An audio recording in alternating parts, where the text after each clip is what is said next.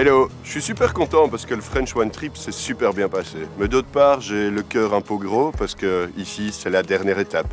On est arrivé en Bourgogne. Et ce qui m'a vraiment frappé tout au cours de notre voyage dans la Loire, dans le Bordelais, dans le Languedoc, en s'arrêtant dans le Rhône, en arrivant ici, c'est que la France, et la France du vin spécialement, c'est un monde dynamique, un monde qui va de l'avant, un monde qui évolue. J'ai rencontré énormément de jeunes vignerons qui travaillent pour faire reconnaître la spécificité de leur travail, de leur terroir. Et en gros, tout ça se traduit par une notion très importante ici, c'est la notion d'appellation. Et une appellation, c'est quoi? En gros, c'est une zone géographique clairement délimitée qui a des propriétés clairement identifiables dues à la composition des sols, à la météo, au vent, à l'ensoleillement. Et sur chacune de ces appellations, on a un ensemble de vignerons qui a choisi les raisins qui conviennent le mieux aux conditions naturelles qui sont données.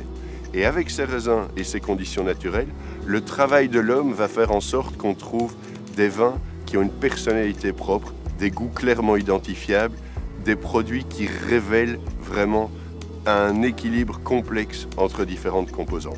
Maintenant, on vient d'arriver en Bourgogne, et la Bourgogne, c'est sans doute le berceau de la notion d'appellation, de climat, l'endroit où on a fait le plus de travail sur la composition des sols.